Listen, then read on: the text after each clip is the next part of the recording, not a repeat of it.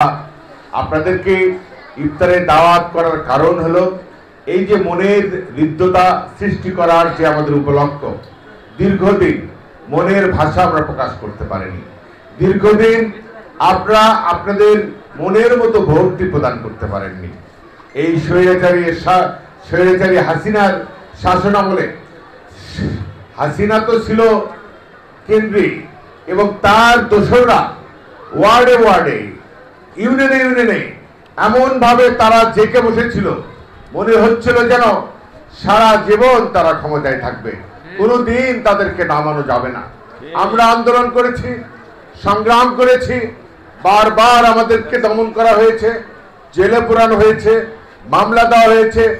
আমরাও হয়তো একসময় ভেবেছিলাম যে হাসিনার সঙ্গে হয়তো আর পাওয়া যাবে না, কিন্তু অত্যাচারের যে অত্যাচারীর যে একদিন শেষ আছে, জুলুমবাজের যে একদিন শেষ আছে, আল্লাহর যে হুকুম আছে, আল্লাহর যে বিচার আছে, এ কথা হাসিনা নিজেই ভুলে গিয়েছিল, আমরাও হয়তো অনেক সময় ভুলে গিয়েছিলাম।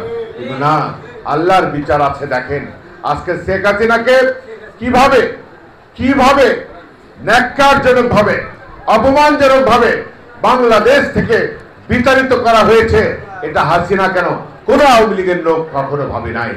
আজকে এই হাসিনা আমাদের মামনি, আমাদের দেশমাতা বেগম খালেদা জিয়া, আমাদের আদর্শের মা, উনি অসুস্থ ছিলেন, উনি সাবেক প্রধানমন্ত্রী ছিলেন, উনি শহীদ জিয়ার যোগ্য উত্তরসূরি ছিলেন, তার স্ত্রী ছিলেন, উনি একজন বীরাঙ্গনা ছিলেন।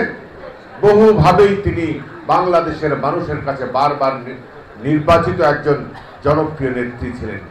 তাকে সামান্য একটি মামলায় তাকে জেলখানায় রাখা হলো, যেখানে মাত্র 2 কোটি টাকার একটা ব্যাপার, ব্যাংকের টাকা ব্যাংকেই রয়েছে, শুধু মানে অ্যাকাউন্ট ট্রান্সফার করার অপরাধে এক অ্যাকাউন্ট থেকে আরেক অ্যাকাউন্টে নেওয়া হয়েছে কেন, এর অপরাধে বেগম খালেদা জিয়াকে 6টি বছর ধরে কারাগারে রাখা হয়েছিল। তার অপরাধ ওটুকুই, কিন্তু এর মধ্যে উনি হেঁটে হেঁটে আদালতে গেলেন, হেঁটে হেঁটে আদালতে যাওয়ার পরে উনি অসুস্থ হয়ে পড়লেন।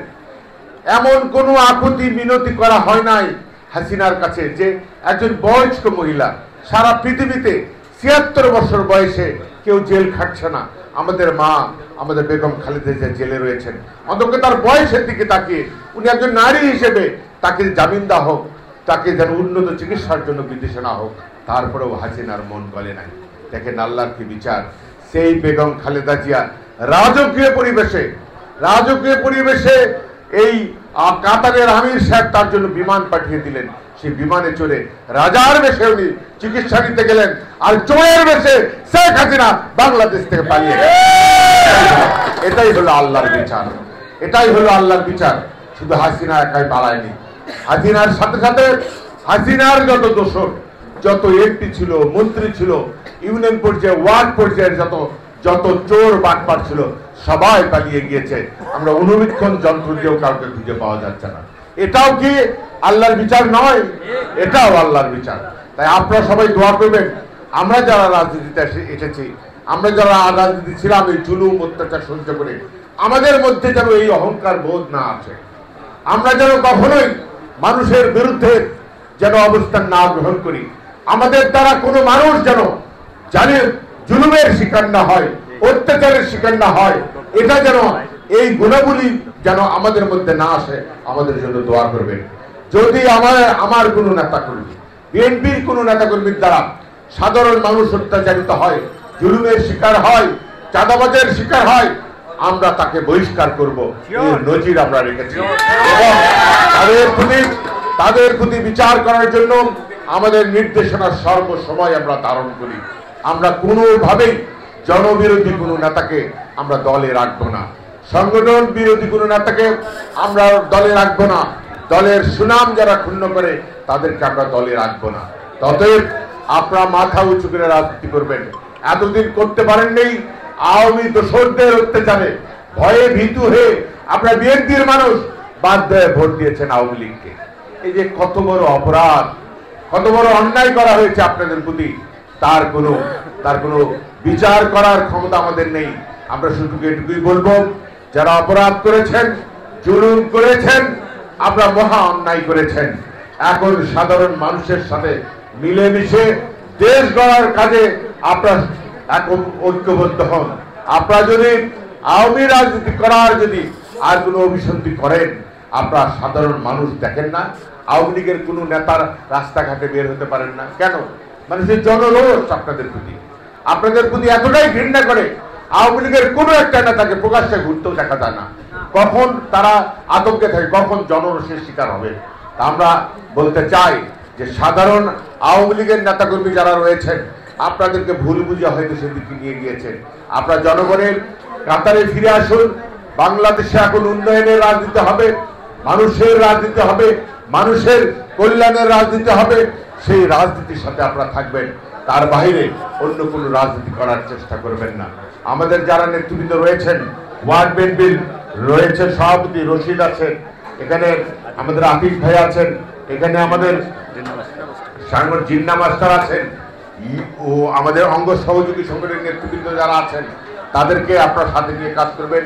এবং আমার এই গ্রামের আরেকজন মুরব্বী ছিলেন শফিকুল ইসলাম মাস্টার সাহেব, উনি ইন্তেকাল করেছেন, তার আত্মার মাগফিরাত কামনা করছি। এবং সেই পরিবার থেকেও যারা এখানে বিএনপি করবে, তারা বিএনপির সঙ্গে থাকবে, নেতৃত্ব দেবে, এই আশাবাদ ব্যক্ত করছি।